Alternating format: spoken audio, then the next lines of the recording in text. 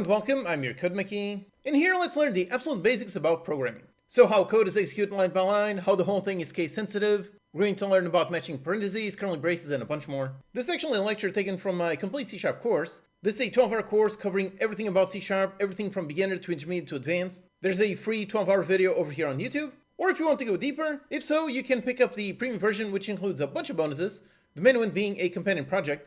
This one basically contains interactive exercises, it contains quizzes and FAQs for every single lecture in the course. The interactive exercises, these specifically, they are really excellent because they basically force you to learn by doing. They require you to actually write code as opposed to just passively watching a video, which in turn means it helps you actively learn the context of each lecture, and that ensures you are actually genuinely learning. The premium version is paid, so if you can afford it, that's awesome. It will definitely help you a lot in your learning journey. But if you can't afford it, that's fine. Just watch this free lecture right here, and then check out the free 12-hour video on YouTube. And after you get past the complete beginner stage, after that, check out my problem-solving course. This one helps you learn basically the most valuable skill of all. It is a skill that is absolutely required if you want to get a six-figure job.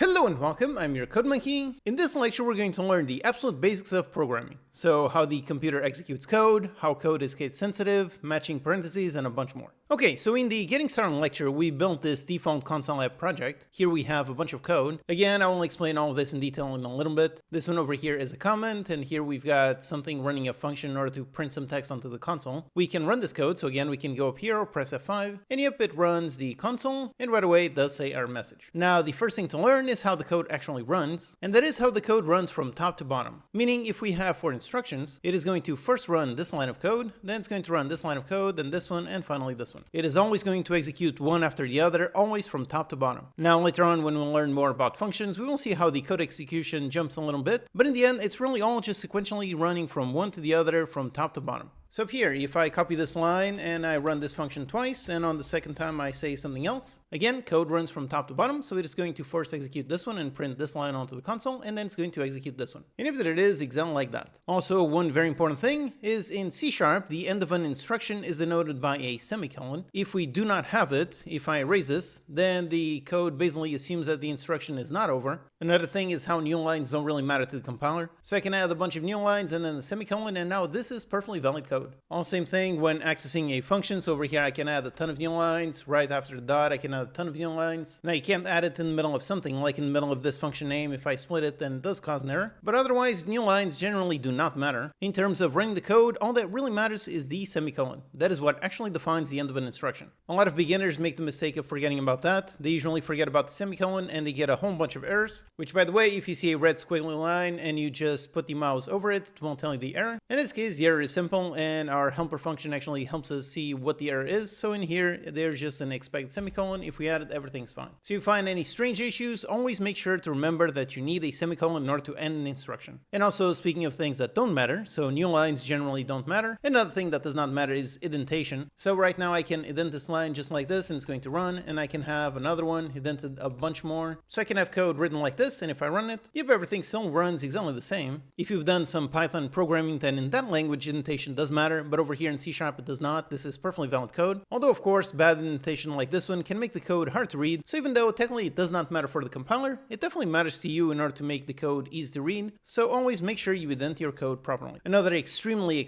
important thing is how code is case sensitive, meaning, for example, over here we've got an instruction, a console.writeLine. If I instead write writeLine with a lowercase l, nope, there is an error. There is no such thing called writeLine with a lowercase l. There only exists one with an uppercase L. So you need to always pay very close attention to how you write your code. This is one of the main things that I see a lot of beginners make their mistake. They write code like this and they don't know why it's not working. They assume that as long as the words are correct, so for example, if I write it like this, they assume since this is technically the same thing as over here, in terms of English, they both say the same thing. They assume that because of that, it should work, but in reality, no, this does not work, and the answer is always because they did not write the code exactly as it needs to be. It needs to be 100% exact, including capitalization. So it cannot be in lowercase c, it has to be in uppercase C, only that actually matches the console. And writeLine cannot be written like this, the W needs to be uppercase, and the L also needs to be uppercase. So if you have issues in your code, the first thing you should check is see if you are writing the capitalization correctly. It is not just the words that matter, it's everything. It's the capitalization, it's the place where you put the dot, the place where you open and close parentheses, the semicolon, all of that. All of that matters, so always make sure you write your code very carefully because every single detail matters. And of course, you can always rely on code auto-completion to help you write. Usually after writing a dot, you see the auto-completion, and if you start writing right line, over here it shows you exactly as it should be. You can just press enter and everything will be written properly. Now the next important thing is knowing where to write the code. Now over here in the new template, over here it's easy. You can just write code and all of this will execute without problems. But now here on the previous standard template, on this one, note there's a bunch of curly braces. These curly braces form what is known as a code block. Code is grouped between blocks. For example, everything inside of this code block, everything here belongs to this namespace, then everything inside this code block belongs to this class, and everything inside this code block belongs to this function. Again, don't worry what is a namespace, class, or function right now. I will cover all of those in detail later on. For now, all I want you to learn is what is a code block, which is everything inside a curly braces, and that impacts what kind of code you can write within each code block. So for example, in this old template, in this one here we need to write the code inside the main function. This is where the program actually starts executing. Like I said, the code executes from top to bottom, and as soon as we run this program, it is going to start right here from inside the main function. It starts running from this first line.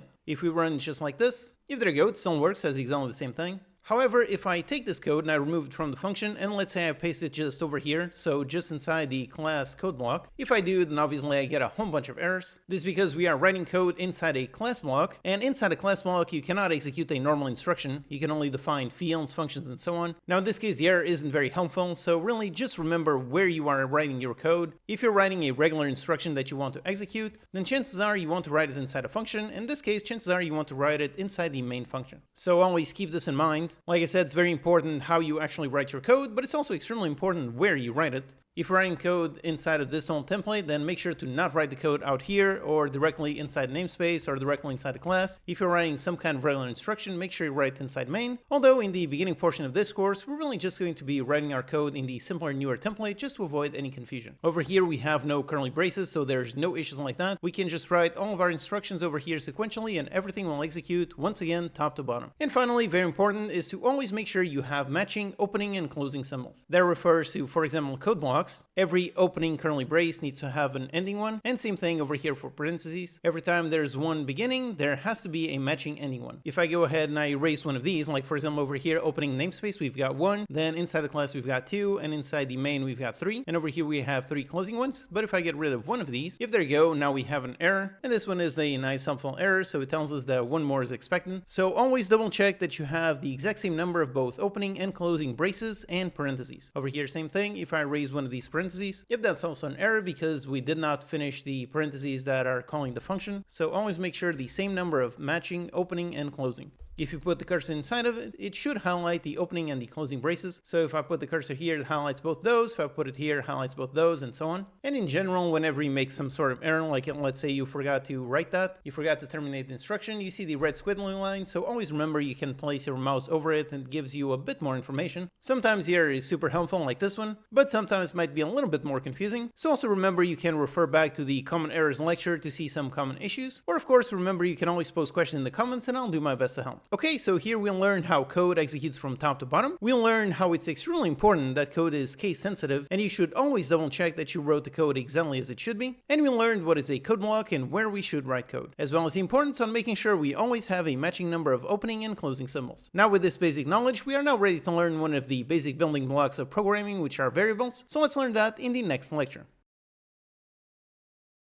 Alright, I hope you learned a lot from this first lecture. Like I mentioned, there's a completely free 12-hour YouTube video covering everything from C# from beginner to advanced. Or if you can afford it, if so, check out the premium course. That one contains a bunch of bonuses like FAQs, quizzes, and interactive exercises. These require you to actually write code, which in turn ensures you're real learning and not just passively watching videos. So yep, check it out in the link in the description. Thanks so much for watching, and I'll see you next time.